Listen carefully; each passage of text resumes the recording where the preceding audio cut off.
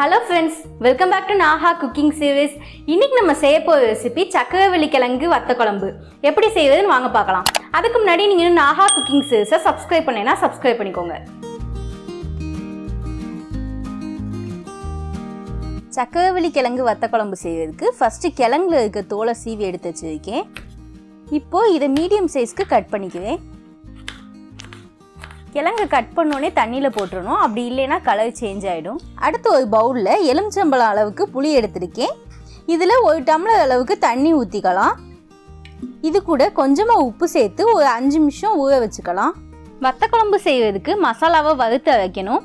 அதுக்கு ஒரு பேனில் 5 மிளகாய் வத்த, 1 டேபிள் ஸ்பூன் மிளகு, 2 டேபிள் ஸ்பூன் தனியா, 2 டேபிள் ஸ்பூன் துவரம்பருப்பு, 2 டேபிள் ஸ்பூன் உளுந்தம்பருப்பு சேர்த்து இதை ஒரு 2 நிமிஷம் நல்லா வறுத்துடலாம். அடுப்பை லோ ஃப்ளேம்லேயே வச்சு வறுத்துக்கலாம்.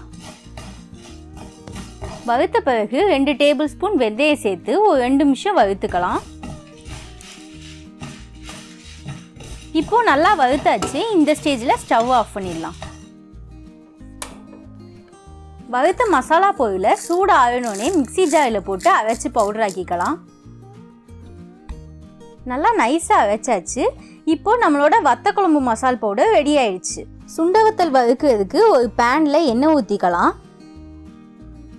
எண்ணெய் நல்லா காஞ்சிடுச்சு. இப்போ சுண்டவத்தலை போட்டு நல்லா வறுத்துக்குவேன்.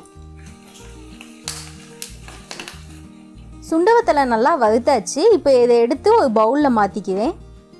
அடுத்து ஒரு பேனில் 6 டேபிள் ஸ்பூன் அளவுக்கு நல்லெண்ணெய் ஊற்றிக்குவேன். வத்த குழம்பு செய்வதுக்கு நல்லெண்ணெயில் செஞ்சால் தான் டேஸ்ட்டு நல்லா இருக்கும். எண்ணெய் காஞ்சோடனே 1 டீஸ்பூன் கடுகு, 2 டீஸ்பூன் உளுந்தம்பருப்பு, 2 மிளகாய் வத்த, கொஞ்சமாக கருவேப்பிலை சேர்த்து கலந்துக்கலாம்.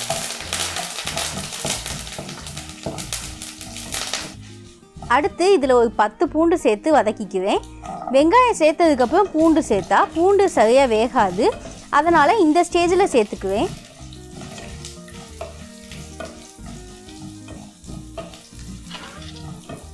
இப்போ ஒரு 2 டீஸ்பூன் கடலைப்பருப்பு சேர்த்து வறுத்துக்கலாம். இப்போது இது எல்லாத்தையும் நல்லா வறுத்தாச்சு. அடுத்து 1 கப் சின்ன வெங்காயம் எடுத்துருக்கேன், அதையும் சேர்த்து நல்லா வதக்கிக்கலாம். சின்ன வெங்காயத்தை பொடியாக நறுக்கி கூட சேர்த்துக்கலாம், ஆனால் நான் இன்றைக்கி முழுசாக சேர்த்து வதக்கியிருக்கேன். இப்போ வெங்காயம் பாதி வதங்கிடுச்சு. இந்த ஸ்டேஜில் வறுத்த சுண்டவத்தலை இதில் சேர்த்து வதக்கிக்கலாம்.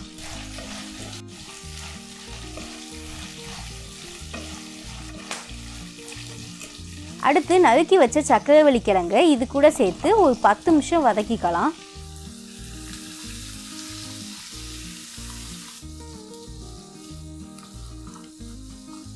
இப்போ இதை மூடி போட்டு ஒரு 2 நிமிஷம் வேக வச்சுக்கலாம். 2 நிமிஷம் ஆயிடுச்சு. இப்போ மூடியை ஓப்பன் பண்ணிட்டு கலந்துக்குவேன்.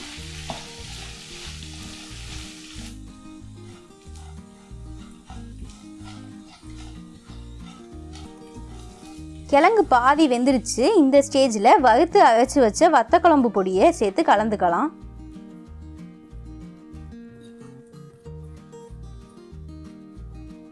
மசாலா எல்லாம் நல்லா கலந்ததுக்கப்புறம் ஊற வச்ச புளியை கரைச்சிக்கலாம். இப்போது இந்த புளி கரைசலை இது கூட சேர்த்துட்டு நல்லா கலந்துக்கலாம். புளிக்குழம்புக்கு புளி தேவைப்படுற அளவோட கொஞ்சம் அதிகமாக தான் வத்த குழம்புக்கு சேர்க்கணும். இப்போ இந்த குழம்புக்கு தேவையான அளவு தண்ணி ஊற்றிக்கலாம். நான் 2 கப் தண்ணி ஊற்றிருக்கேன்.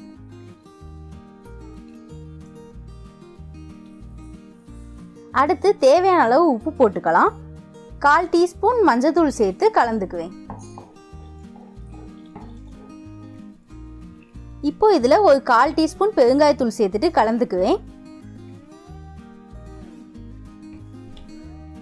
கலந்தாச்சு. இப்போ இதை 10 நிமிஷம் மூடி போட்டு வச்சிடலாம்.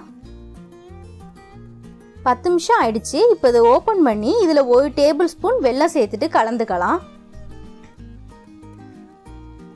வெல்லம் சேர்த்ததுக்கப்புறம் குழம்பு திக்கான கன்சிஸ்டன்சியாக வந்ததுக்கப்புறம் ஸ்டவ் ஆஃப் பண்ணிடலாம். இப்போ நம்மளோட சக்கரவள்ளி கிழங்கு வத்த குழம்பு ரெடி ஆயிடுச்சு.